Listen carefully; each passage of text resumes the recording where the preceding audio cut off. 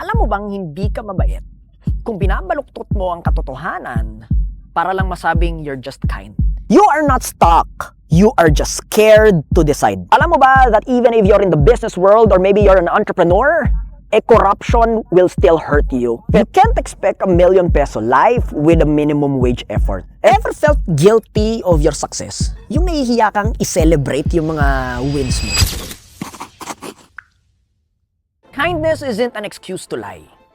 Alam mo bang hindi ka mabait kung binabaluktot mo ang katotohanan para lang masabing you're just kind? Hindi kabaitan yon pare, pagiging duwag yon.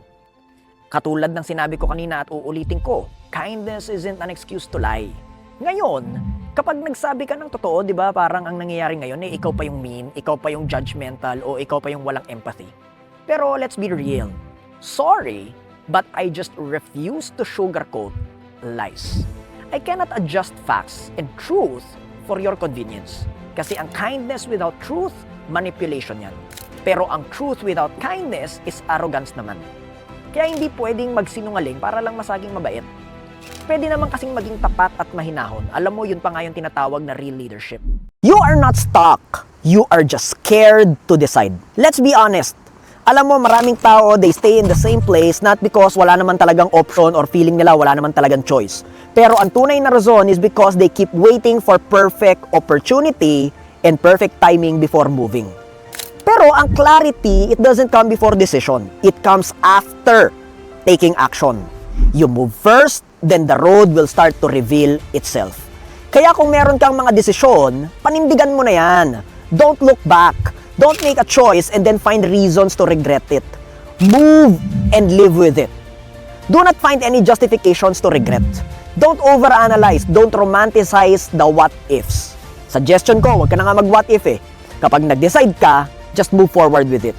Because the truth is, indecision will kill momentum faster than failure ever will.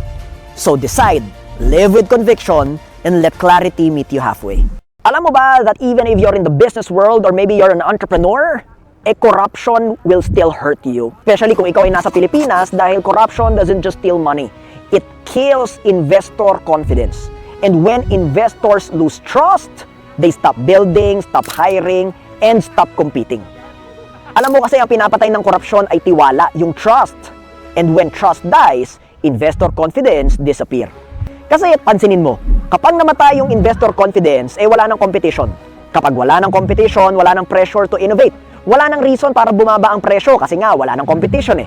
Kaya sa huli, tao pa rin ang talo. At kapag natalo ang tao, talo na rin ang ekonomiya at talo na rin ang bansa. Tingnan mo ang Singapore for example, halos wala naman talaga silang natural resources. Pero dahil sa good governance and integrity, business confidence went through the roof. Investors came in, opportunities multiplied, and everybody won. The people, the economy, and the country. Tayo, mayaman tayo sa natural resources. But we're poor in discipline. Every time corruption wins, the economy loses. Kaya kung gusto mo na ang Pilipinas ay mag-rise, we don't just need better systems. We need cleaner hands. Because when integrity goes up, confidence goes up. And the whole nation follows. You can't expect ₱1,000,000 life with a minimum wage effort. Ito real talk lang ha, especially sa lahat ng gusto ng abundance. Pero iilan lang ba talaga ang willing magbayad ng presyo at responsibilidad nito? Ikaw, gusto mo ng financial freedom, pero tulog ka pa habang ang iba nag-e-execute na. Gusto mo ng thriving business, pero pagod ka na after one rejection, tama ba yun? Success doesn't reward potential. It rewards consistency.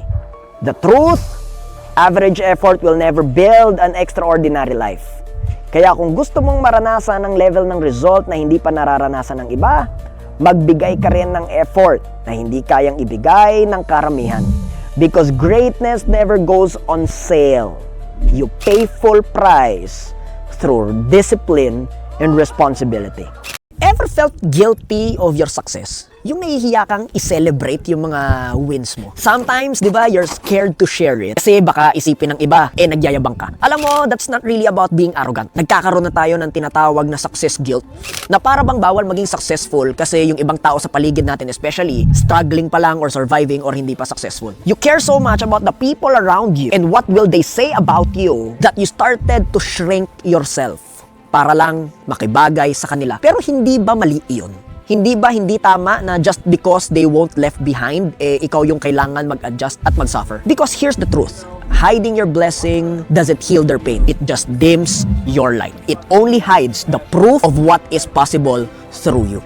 And let me remind you this. The world doesn't need for you to dim your light. It needs to see what grace looks like when it's fully lived. Celebrate your success.